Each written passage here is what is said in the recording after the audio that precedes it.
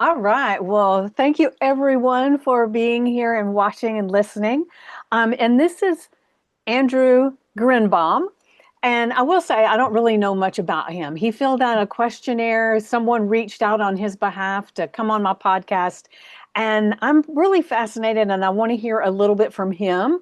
But I know he is works with the Kabbalah and he's a transformational worker. And so I really am excited to dive in and just understand what all this is. So if you want to, Well, Andrew, go ahead and give a little thanks. information about who you are, and then we'll just get started. Thanks so much, Vickie. Well, I was just saying, I'll be visiting Georgia, so I think that's how you met. I'm just meeting all these wonderful people all of a sudden from Georgia. I don't know Yeah. what it is. So, yeah, my assistant found your podcast and she recommended it to me. So, the reason we're talking is that um, I've made a lot of changes recently in my life. It was a long time coming. Um, as you know, I'm a business coach and consultant.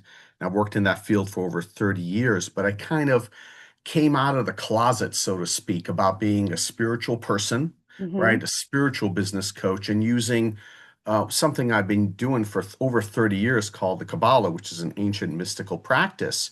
It's something that has brought me a lot of success in my life. I built a bunch of businesses and sold some I've crashed, some I built, some I sold. I've worked with over 4,000 people in coaching and consulting, primarily in the small business space, but also larger corporations and training. I've been a professor, number one ranked professor in business communication, and taught in the largest MBA program. And I did all these kind of businessy things, but I always used mysticism and the things I learned. And I would couch it. I wouldn't call it Kabbalah. Hmm. You've heard of the term Kabbalah before? Hmm. Okay, right. So it's Yeah. pretty popular. It's out there. I didn't want to be out about it because it was kind of weird, right? Kabbalah, mysticism. You're a business consultant. You're consulting for my corporation, and we don't want Kabbalists. We want a business consultant. But about a year ago, I came out of the like what I call came out of the closet about it. Like I'm just going to talk about it freely because it's what I use, and it's what I used even with college students and MBAs. Hmm. That's what I was using actually. And so the reason I was the number one professor, not because of the all the business studies I did and the academic work, which I did a lot of, and I wrote a dissertation and blah, blah, blah. It was because I used these ancient principles. And Right. so I started a nonprofit last year called Mm. Spirituality and Business Institute, where I'm bringing this to the world and seeing that um, these ancient, let's call them spiritual technologies, are what's missing from the world. Um, and it's something what I like about Kabbalah is that it predates religion. It Right. started before there were Jews, Christians, or Muslims, or anybody like that. It predates it. It's something, there's a common denominator. Hmm. And so it brings people together. And by the way, I have clients who are wouldn't call themselves spiritual. They're atheists. Hmm. But just because you're an atheist doesn't mean you can't have spiritual values. Right. Good values come from the heart, have morals, have ethics. You don't have to believe in any God or you can believe in 15 gods. It really doesn't matter. What ties us together are these shared values and ethics and morals Hmm. and purpose, right? And you talk Right. a lot about that. And so, but I want to bring that to the business world because I see that the people who can make changes the fastest are entrepreneurs. Yes. We can move fast, right? Hmm. Governments, we see politicians, spiritual leaders, it takes them a long time to right this ship. And we see the world's in trouble now. Doesn't Right. matter what side of the, political spectrum you are or anything. There's, right? The ocean's getting filled up with plastic. There's a mental health crisis. Workers are getting paid enough. It goes on and on and on. Yeah. Wars and everything. And I think entrepreneurs, we have a lot to offer, small business people and founders to make the world right. And it's not weird anymore. It's Right. not weird to say, I want to change the world. I want to make money and I want to change the world at the same time. So that's the kind of people I'm working with. And that's my long answer to a short question. I love it. I love it. And the thing that's interesting too is when you think about it is if entrepreneurs could get their shit together, so to speak, so that they are very prosperous and they're making money enough that it's not just to pay the bills, not just to fix their family, but if they could Correct. expand it out bigger, then there are, if every entrepreneur did that, the amount of effect that would have on our entire world would be phenomenal. And so I like to think that it's, there was a stigma a long time ago that if you were spiritual, you couldn't want money, right? Right. And so it kind of goes against that. And the truth is that if you're spiritual, you should want more money so that you can spiritually help yourself Correct. and others, right? It's Correct. very selfish to sit back and say, I just want to make enough to pay Absolutely. my bills. Right, right. And not only that, if you look at, let's say if you're somebody who reads the Bible and knows about the Bible, we know all these people, whether you read the Bible or not, you know all these people like Abraham and Joseph and all these guys and gals, they're Hmm. all extremely wealthy. Yeah, yeah. And Joseph was the richest, he was the viceroy of Egypt, who was the Hmm. richest, right, empire at that time. And he was the guy with the keys to the, to the bank, to the Yeah, vault. He yeah. was number two. But yet he's called Joseph the Tzaddik, we call in Kabbalah, the saint, the whole, like he was completely a pure, sharing person. He also happened to be the richest person in the world. Yeah. So yes, I work with people, it's all, this very well, being a coach, it's all our inner blockages that we create Hmm. for ourselves. Yeah. And we come from, whether it's from Catholicism, Protestantism, Judas, we have this, you know, it's been unfortunately beaten into us that money is the root of all evil Yeah. when it's not. It's Yeah. the love of money that's the root of all evil. Yeah. Money is wonderful, as you It's a say. tool. Yeah, it's a tool. If you want to change the world, I'm working. I was just in Guatemala last week, and there's all these, wonderful, incredible green projects there, these mines. Like I went to see the second biggest gold mine, and the gold mine actually is all green. Everything is lined. The water they bring in to this gold mine, when they release the water, it's cleaner than they bring it in. Hmm. And the forest area, I had a tour, it's actually a ecological preserve. So the gold mine is protecting the animals from poachers. It's amazing. Wow. But yeah, but guess what? You needed money to build this. Yeah. So if you want to have a preserve where you are very careful with how you mine, right? And we need gold for people, for jewelry and for, industrial uses. We're gonna mine anyway. You might Hmm. as well mine in a very green way and preserving all these. And they used to have a terrible problem with poaching in Guatemala. Well, this family that owns this mine decided to create this reserve. You need money to do that, Yeah. to protect. Nope, the animals don't have lobbyists. Hmm. So all these things now, you go there and I walked around and it's all green. It looks like a lush, beautiful jungle. Yes, some places there's, excavators working, but once they're done, all around it is green and clean. And all the like the pits where they're processing the gravel is all lined.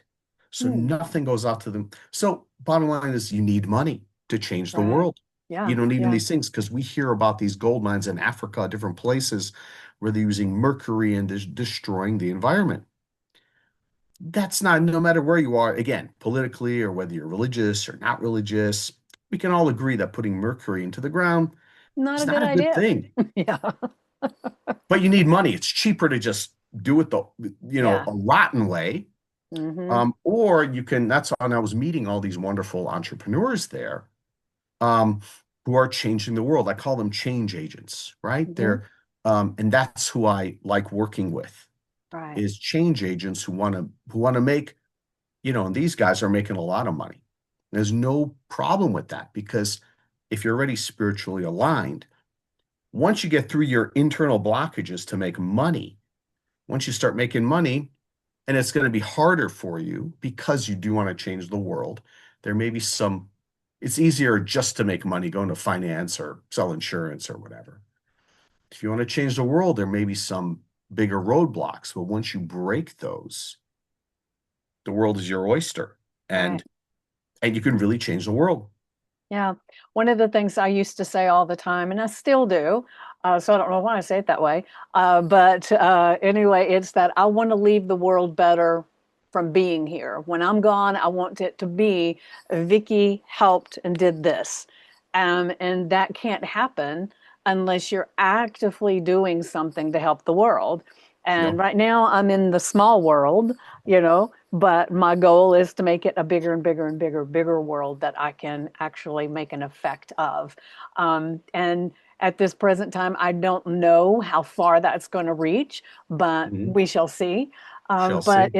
it's one of the things that I can say it now without crying, but it used Mhm, to, as soon as I would say that, I would just be in tears because it was such a heart thing for me. And mhm. um, so when I hear people that don't want to do anything but just their little neck of the woods, and my heart kind of goes out. Don't you want to, you know? But that's not everybody. And I guess It's that's not why not everybody. everybody's an entrepreneur either, because entrepreneurs tend to want to do more. Yes.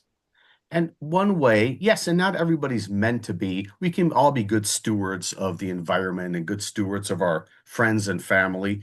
Look, there's a great story. It's a Hasidic tale in Eastern Europe. These Kabbalists, or they're called the Hasidim, and there's an amazing story of um, this person called the Baal Shem Tov. Baal Shem Tov was a famous mystic, and he was meditating one day, and he told all the students, you have to visit this one guy. He is the most elevated person in the world. And they're like, oh my God, who is this? Some hidden mystic. And long story short, the students go to visit this guy, and they see he's just a simple cobbler. He makes shoes. He Hmm. fixes shoes. And they're like confused, like, this is the big mystic our teacher wanted to go visit, a cobbler. And they go back to their teacher and they go, well, why'd you send us on this pilgrimage to meet this cobbler? And he says, you don't understand. Go back and see what he does. And then I'll tell you more. So he goes back and they watched him cobble, fix shoes, and he had so much happiness. He was so happy about fixing shoes. He was just a poor cobbler. And later, their teacher told them that anybody who got one of his shoes, because he injected it with so much love and happiness, they were happy. They didn't even know why. He transformed the world through fixing shoes. Hmm. So our job isn't to, not everybody's going to uh, um, Move launch mountains. the next Zappos, Yeah. right? But we can fix a shoe and do it with love and Hmm. attention and caring, and you can feel that energy. And Yeah, that's why he was such a great person, because everybody wore shoes, experience. They didn't know why they were so happy. Well, energy transfers. it If you put does. your love and heart into even fixing something that seems so innocuous, like a shoe, then the person who wears it can feel that. Yeah, And that was the definitely. lesson of this. So, we're not all here to do huge things, but the little things we do are huge, True. right? Yes, The very little true. things. Yeah. And just to just to you didn't really ask the question, but the question was like, what are you going to do? One of the questions, I just spoke about this, it's so interesting, is that one of the ways to strategize, and this is where the business strategy comes in. What do you need to do, right, to get big? Like, what do you plan on? How can you change the world? A question you can ask yourself, because people ask that general question. Either Hmm. they do either or. Either they, let's say, if they're a business person or an entrepreneur, they do a year, like a 1 year strategic plan. Great. Right. Hmm. Or they ask on the other side, what am I going to do with my life? What's my purpose? So there's a question that comes in the middle of that. The question asked is how do you want to look like in 10 years? Where do you want to be in 10 years? That's a little more practical, at least for your business. Where do you want your business to be in 10 years? It combines both, like left and right brain thinking. And I always ask entrepreneurs this question. When we first start working, where Hmm. do you want to be in 10 years? Because 10 years, anything is possible. Right. But it's not so far away, like the end of your life. Like, what do you want written on your tombstone? That seems so Yeah. far away. Yeah. It's like, and you don't want to think about your tombstone, right? That's right. So say, okay, in 2035, Vickie, where do you want your business to be in 2035?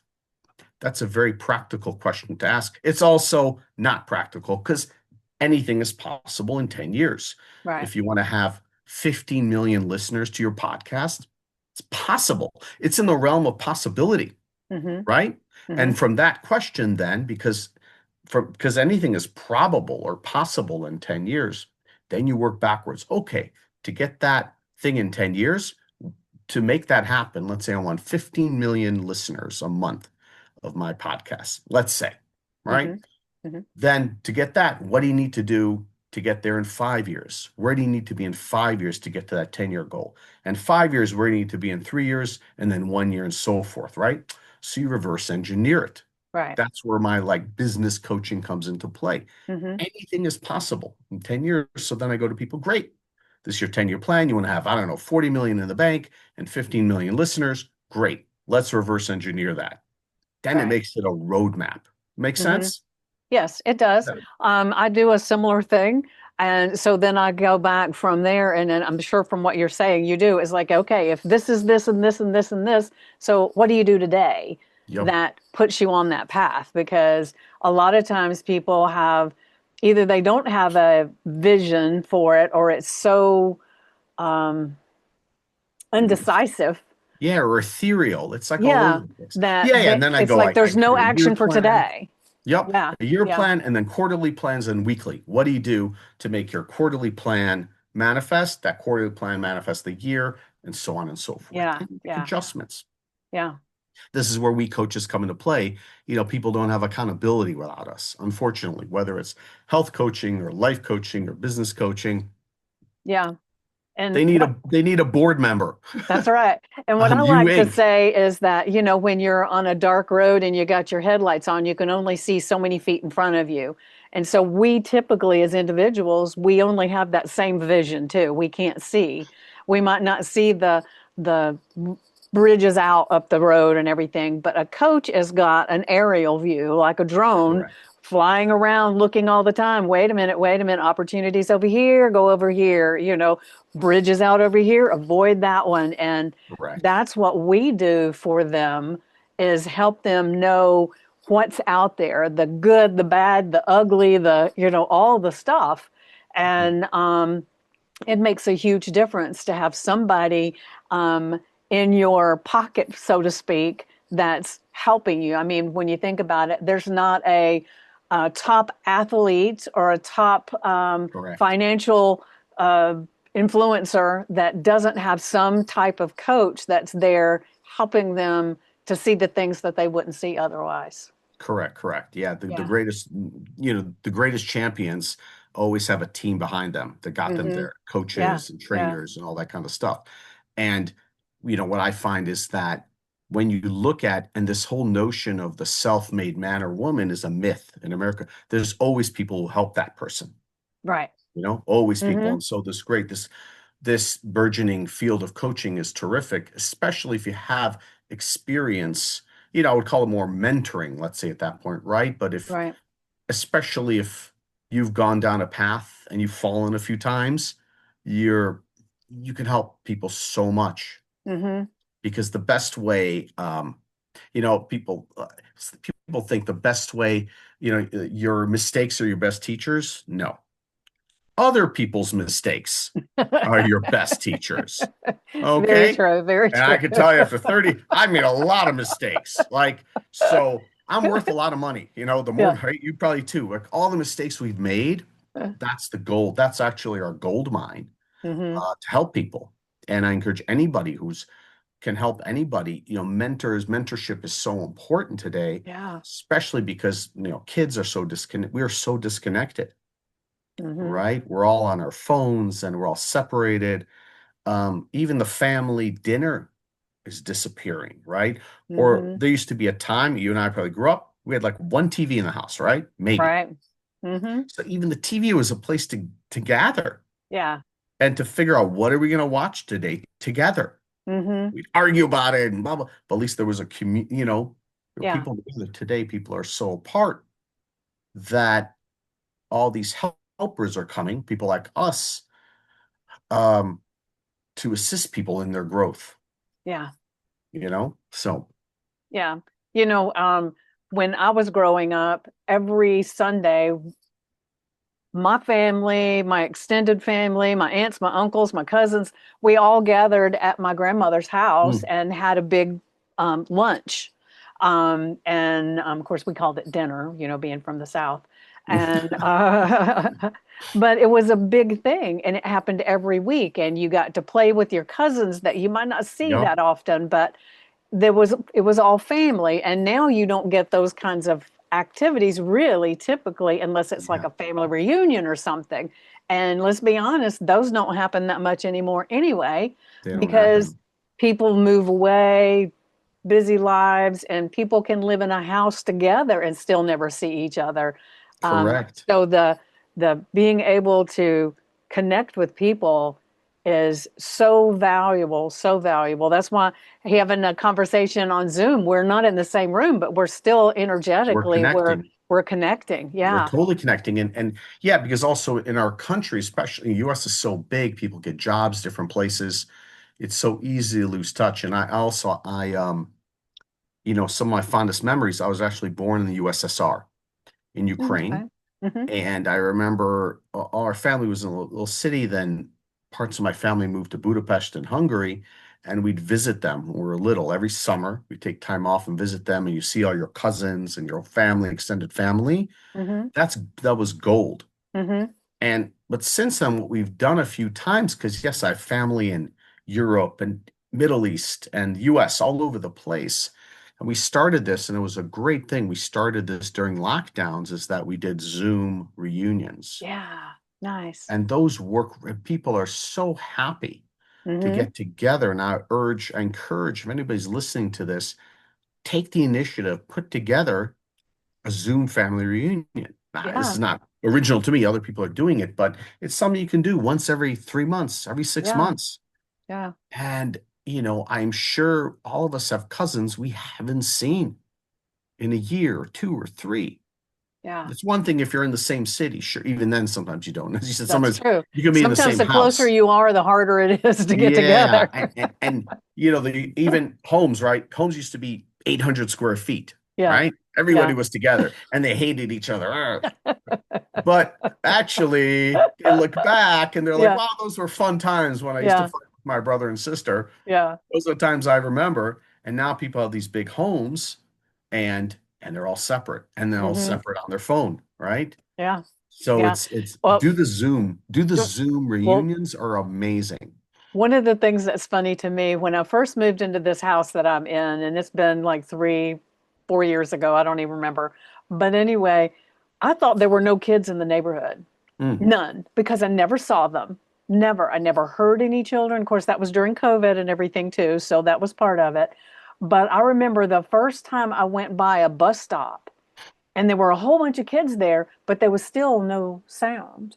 They were all on their phones. on the phones, it's really, And yeah. it was like, and it made me think when I was a kid, we would wait at the bus stop and we would walk into the neighborhood and go to somebody else's house because you didn't want to stand at your bus stop by yourself. So we'd all Hmm. collect at one person's house. And then there was talking, there was laughing, there was singing, there was playing, all kinds of things going on before you got on the bus. Hmm. So I was blown away with, I never even heard them. I kind of walked up on them and then and there they were, right? And so it's very different. I can say now that, it's been a little past COVID, I do hear them sometimes chatting with one Hmm. another, but they're usually looking at their phone and talking about what's on it. Yeah. They're not just having conversations. So it's just a very different Yeah. And they have dynamic. their own ecosystem, they Right. have, and they're on social media platforms we're not on. Right. But I do see, by the way, so I have something in my house I instituted. We keep the Sabbath, the Jewish Sabbath, so we disconnect from all electronics for Mm-hmm. 25 hours, Friday Okay. sundown till Saturday sundown, and plus 1 more hour, so it's 25 hours. And that's one of those old traditions that's so great for me too, for everybody. Mm-hmm. Disconnect from electricity, disconnect from the TV, You don't disconnect even do from your the phone. electricity? Well, it's on, like the lights are Oh, on. okay. Like Okay. I was I like, don't turn them on and man. off. No, no, no, no, I'm not in the dark. No, I Okay. keep the lights on, Okay. you Okay. know, and I just don't turn That them was a off. But visual. It was like, boo. yeah, we're in the dark. So, but that's a great thing because then you're forced to deal with, it's not forced to deal with it's so easy to think you have great relationships when everybody's separate and on the phones. Mm-hmm. When you're all together, then you actually have to talk Yeah. and you have to work out your problems and you have to be with your emotions, right? All And right. things come up the best drug we have, right, is the phone Oh, yeah. Yeah. because you just numb everything. Everything comes up. And sometimes it's hard and it can be boring. Like, what? I can't scroll. I can't get I online. know.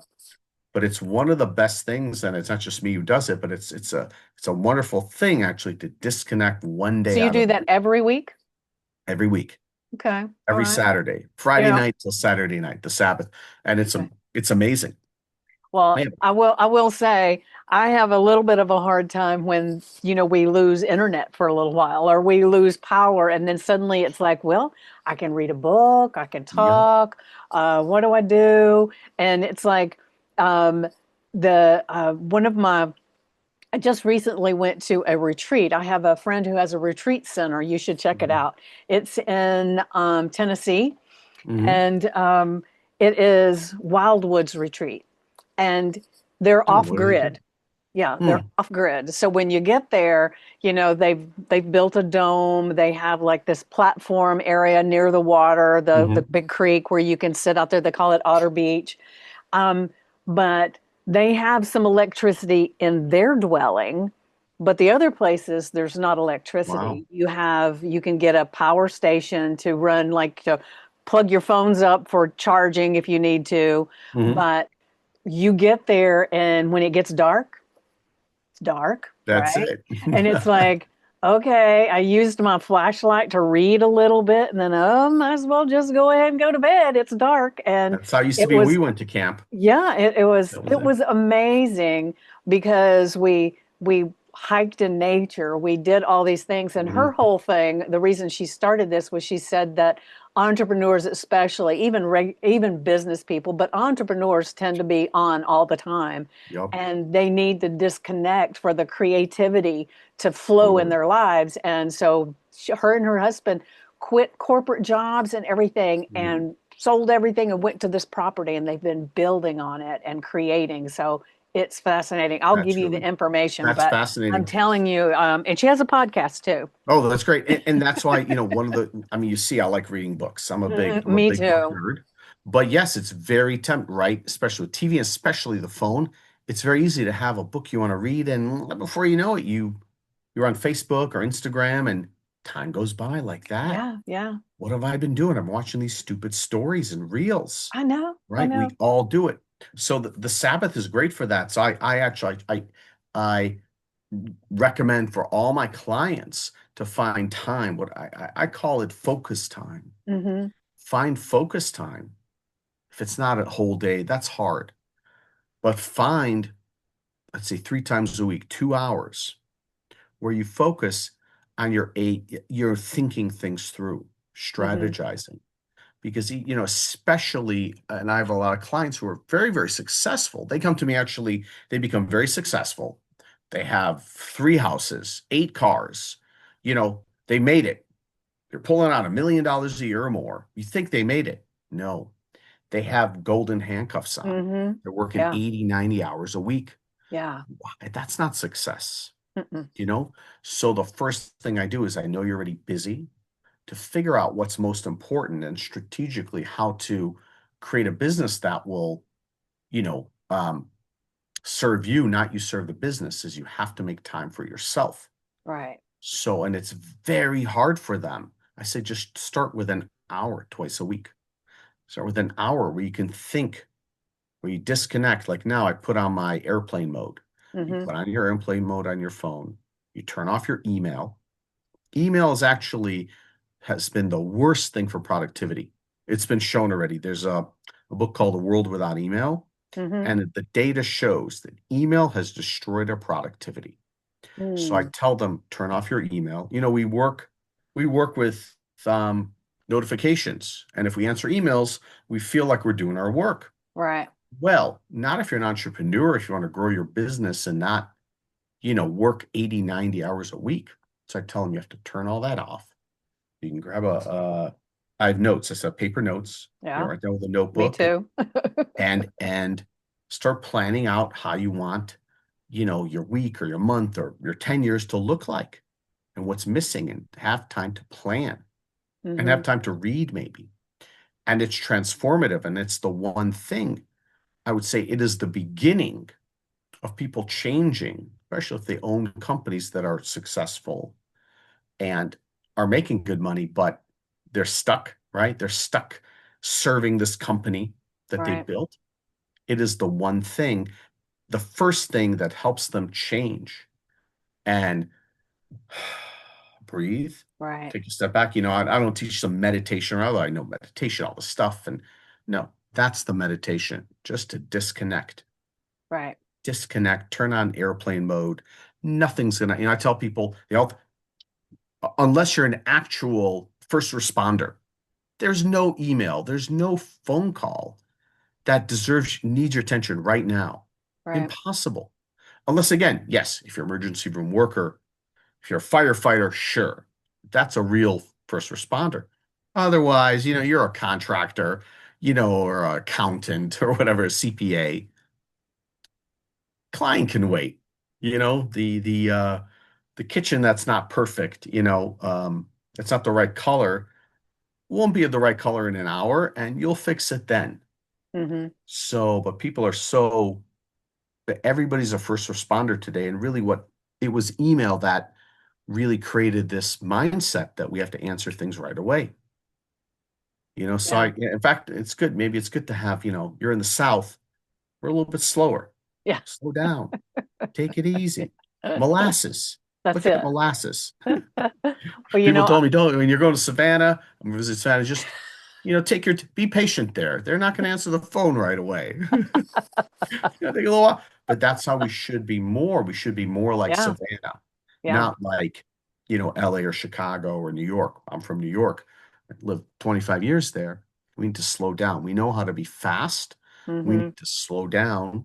And then the more we slow down, actually, I tell my clients, slow down to speed up. Yeah.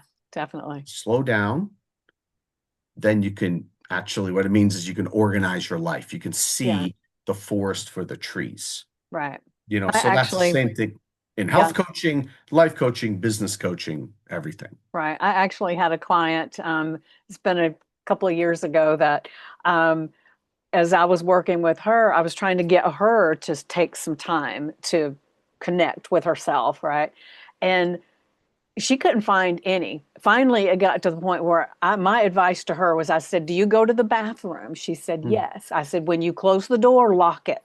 I said, "Whether you're washing your hands, brushing your teeth, sitting on the toilet, taking a shower, I don't care. But whatever time you're in there, you spend it with you and stop worrying about everything else." And I said, if that means you're planning on things or whatever, that's okay. But I want you to breathe and slow down and calm down. And in the beginning, that's all she could do was when she went to the bathroom. And then after working with her for a while, she actually started going on like, not every month, but she would go on like a long weekend retreat just for herself. Sometimes she would go with friends. Sometimes she'd just go get a hotel in her own town Hmm. by herself just to kind of Date disconnect with from yourself. everything. Yeah, yeah. Yeah. And so it is amazing how people just get so busy that they can't find any of that time for themselves. Yeah. And well, I see this especially with entrepreneurs, and I see this also, let's face it, moms and women work still harder. They're expected to, you know, take care of the kids. They do more. Even like I know I'm a good dad, a good husband. My wife does more. So I see this even a lot more with female entrepreneurs who Mm-hmm. have all the responsibilities of motherhood, raising their children, raising their husband, Yeah. and they have a business. And so it's even harder for them because they have so much more responsibility. And the more things change, the more things stay the same. Women still end up doing much more. They have more responsibilities. And so I asked them, just please just, but we also had this, we have an open door policy. Every company is open door. You can contact me anytime. We think that we're being sharing by having an open door policy. We think we're being sharing by saying, I'll answer the call whenever you call me. And that actually destroys your productivity. Hmm. And it's the hardest thing. I remember I did it once with a really high-powered lawyer, an attorney who's super successful. I told her every day, and she had a staff she worked with, told her again, close your door for an hour and tell everybody they can't contact you for an hour. And it was terrifying to her. And it was terrifying. I don't know, it was terrifying staff. She was terrified that her whole world will be destroyed. Collapse. Yeah. And I called her after the first day. How'd it go? What happened? Nothing. I closed my door and, I was by myself and it was amazing. Like, Yeah. see, nothing happened. You're an Yeah. attorney. You're not working, at the police station. Okay. And she happened to be a criminal attorney, whatever. So she was connected with us, but there's no emergency that they need you. Yeah. You can just close your door for an hour. Yeah. Tell people between 12 and 1 o'clock, I'm not available. Right. And then and they said, well, what if somebody still needs me? So we created, a plan when somebody needs to do something. But she instituted this hour a day where it was just her. Hmm. And another thing I tell people, even during their lunch, um, well, a couple things. So another law firm, um, they started instituting walking meetings. They went outside there in Tallahassee, which is a very nice area, good weather all year round. And pretty much, right? You can always Hmm. pretty much go outside in Tallahassee. It's one of those places. Like Georgia, a lot of places. It's mild all year. Either it's very hot or it's mild, but you can always go outside. Typically there's no snowstorms. And they started instituting walking meetings. Like, what do you know? And so like the office manager will go out with one of the associates to have a meeting, go outside, take a walk. And they're like a nice, cute little downtown area. Walk and do your meeting while you're walking. And they started having fun. And they never had fun. And everybody, is active, right? Their endorphins would get going. And so many times we're sitting, even from the same office, people, please go out. First of all, you can go outside for 5 minutes, take a walk. But a lot of people could take a walking meeting. And so it's one of those things I suggest. Again, that's not Hmm. can't force anybody, but this law firm started doing it and it transformed everything because Yeah. people were getting their steps in, they were outside, they were getting a little suntan, they were feeling good, they were breathing, and they were taking care of business. Yeah. Sounds perfect. So, there's all sorts of things we can do to become more mindful and connect with ourselves really and Hmm. connect with people better, Yeah. So Yeah. just one example. Well, one of the things that's coming to mind as you're talking about that is one of the hardest things for entrepreneurs, especially, to have is boundaries and of their time, everything. And I worked with a woman.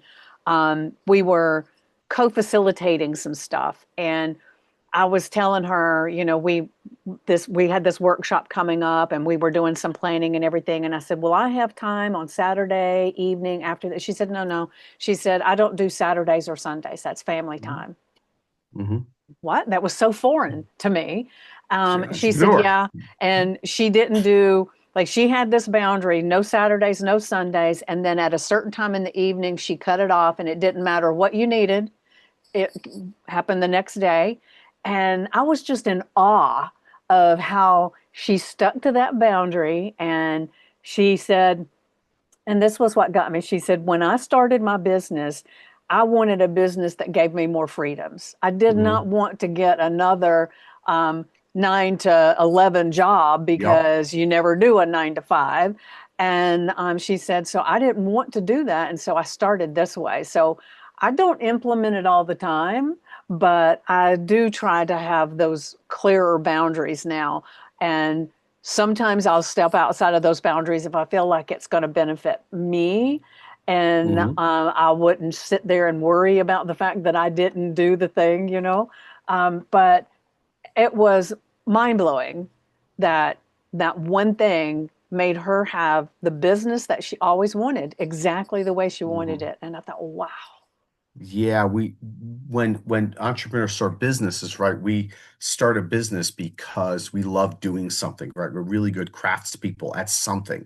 And Hmm. so people start a job, people create a job for themselves, right? Right. But then you have to do your bookkeeping, you have to hire people, you have to do all these other things to run a business. So it becomes all consuming, Right. right? And you used to have a job, you could get a job as a candlestick maker, but if you have a business as a candlestick maker, you have to do all this other stuff, Right. right, Right. to run a business. So, you're like working 80 hours. And that is the where people find themselves, especially when they become successful, Hmm. because then they have staff, et cetera, et cetera. They have all these clients and vendors and all these different stakeholders. So that's why this question of where do you want to be in 10 years is so important to start with what do you want to create? So Hmm. even if you are in a place where you're working too many hours and there's no boundaries, you start with the big plan. And then you go in and you find, an hour or two a week. And then yes, like I do with the Sabbath and other things, you can start slowly creating boundaries. And as you do, you realize the world didn't fall apart. I know. If you clock off at 5, nothing's gonna happen. You're not an emergency room doctor. Yeah. You're Yeah. not an emergency room doctor. So and part of it is going inward and and taking time to rec trying to make a plan about what's most important to you. So actually, if you don't, I have a manual, a workbook Okay. on my site. It's called the Inner CEO, completely free. People Okay. can download it. It's okay if I promote it, right? Yeah. Uh, Yeah, definitely. you know, And just really quick, if when we get off here, if you'll send me the links to sure, anything of you want course. on there, I'll put it in the description so people I can get to it appreciate very that. easily. I Yeah. appreciate that. If people go to spiritualbiz.org, there's some videos some webinars I've made available, and there's one called the Inner CEO. Again, spiritualbiz.org. And it's a complete workbook, a manual, different sort of, I would say, exercises and meditations to figure out how do you grow from the inside out. Part of that is to know really what you want, not just be scattered like we were talking about, right? Doing Hmm. a million things, running around like a chicken with their head cut off. Right. That's no way to live life, and Mm-mm. that's no way to build a business. Right. But it first goes, people go, how do you build a business? Teach me, Andy, marketing and do all this stuff. No. First, you got to go inside, especially if you already have kind of a middling business or you have a business that's kind of working. You have to take a step back and figure out what it is you want. The real CO, it all happens on the inside. So this is I put together, and it's a lot of stuff from Kabbalah that I've taken and I've used. I can trust the Kabbalah because it's been around for 4,000 years. Hmm. It's very thorough and it has a lot of great philosophy and principles in it. But I bring it down because many of the Kabbalistic books are very esoteric and hard to understand, Right. without a teacher. Hmm. So I have this manual for everybody so they can start where they're at and grow from there and understand that really you start with growth from the inside and figure out what it is you want. Right. So that's, just my free gift to everybody in the world Perfect. and they can take it from there. It has everything in it. All right. Beautiful. Beautiful. So like I said, I will put the I appreciate description that. in there and as well. But I got one of the things that when did you get fascinated with the Kabbalah?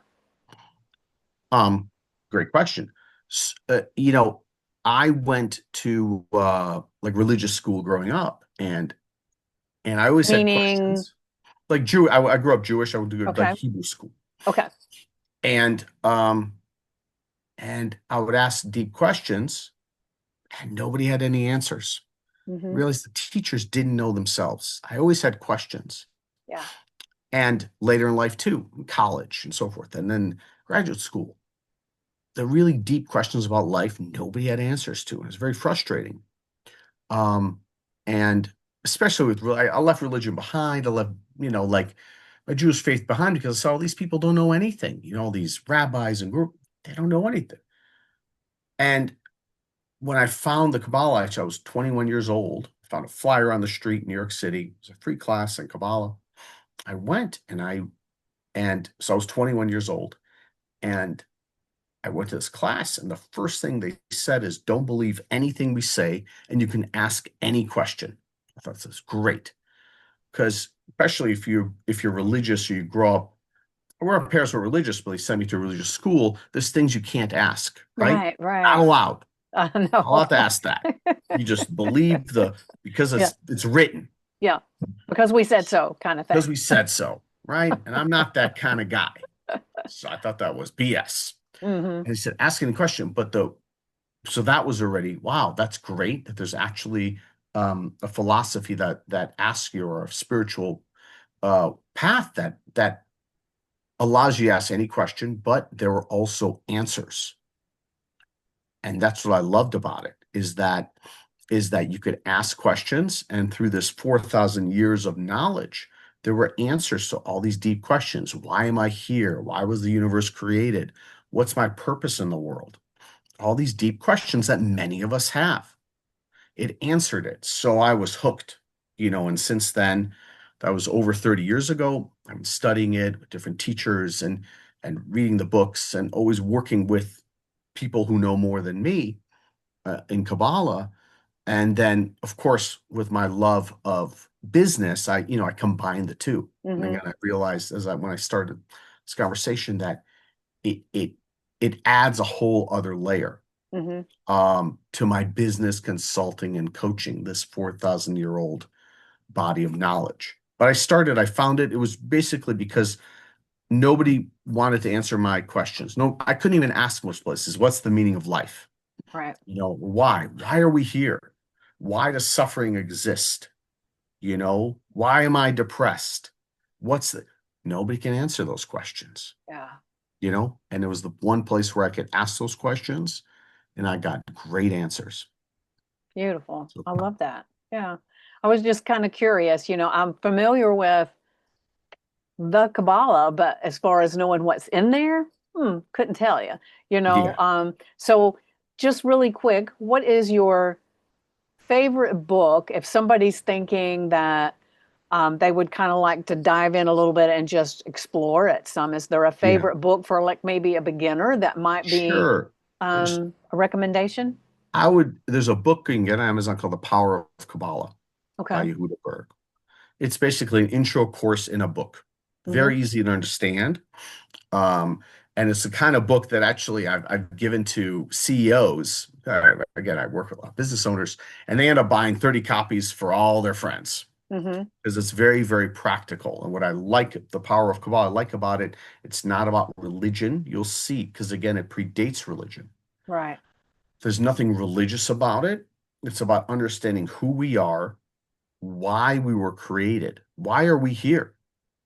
The meaning of it's so interesting with Kabbalah. The meaning of life is actually revealed right away because when you like, that's one of the first things you learn. Okay. Why are we here and who we are? And then from that, just because why are we here and the universe was created, that's just the beginning. Now, Hmm. what are you going to do with that Right. information? Right. How are you going to make the world a better place? But The Power of Kabbalah is an excellent book. I can't Okay. recommend it enough. All right. Beautiful. Beautiful. So we're getting close to time.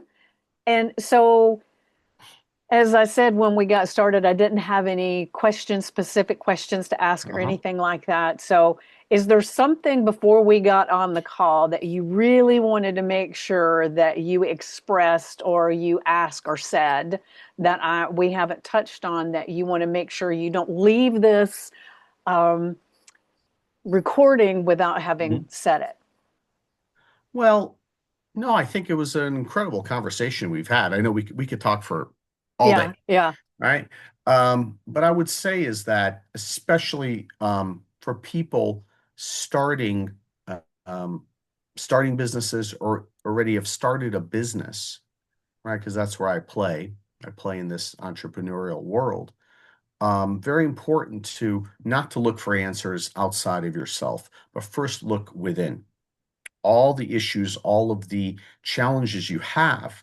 Find somebody, if you, maybe you can do it by yourself or find a coach to work with, like you or I, somebody or a mentor to look within and see where, what are you not seeing? The greatest danger we have, and this is something I work on myself all the time, is what we don't know, we don't know. right, So you need to find yourself a different perspective and keep searching, kind of like what I did, right? With found magically, right? I was asking questions, I couldn't answer, nobody gave me answers, and I found a flyer on the street for a Kabbalah course, yeah, and that changed my life. So keep looking because yeah, you'll know your soul and your heart.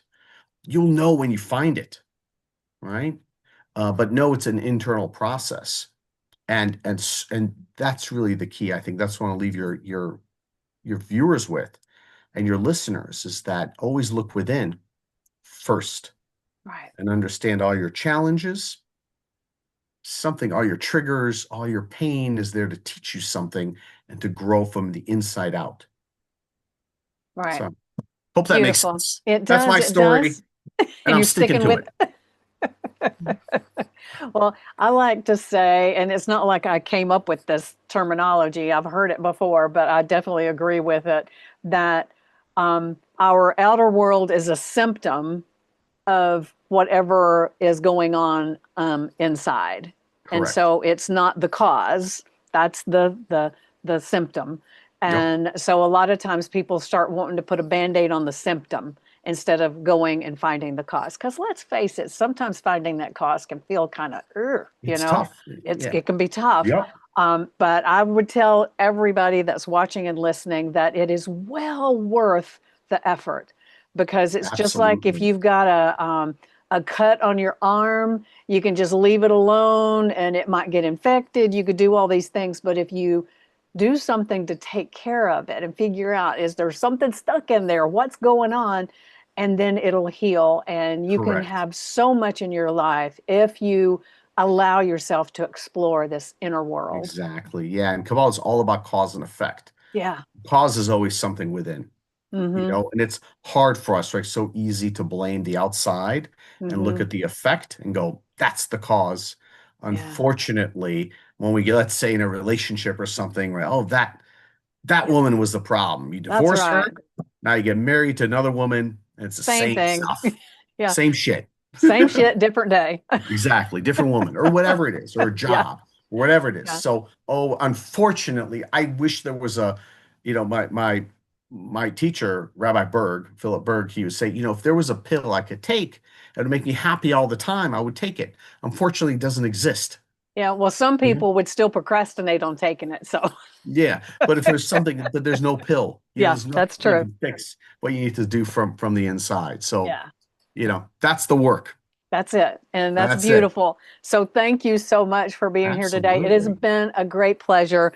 And so everybody that's watching, listening, just make sure you check out the description and get a way to reach Andrew. And you can also, there'll be things there. So how you can reach out to me. And please like, subscribe, share this with someone because the thing Absolutely. is that like you were talking about that little flyer that you found, this found whoever is watching and listening right now. And there may be somebody that's looking for that exact thing. So share it out to anyone that you know so that not only can you affect your friends, your family, or whoever, but we can actually give Andrew the lift and the support for being on here with me. So I really appreciate Appreciate it that. very, very much. Love All it. right, Thank you, Vickie. guys. This was great. Bye, Thank everyone. you. Bye.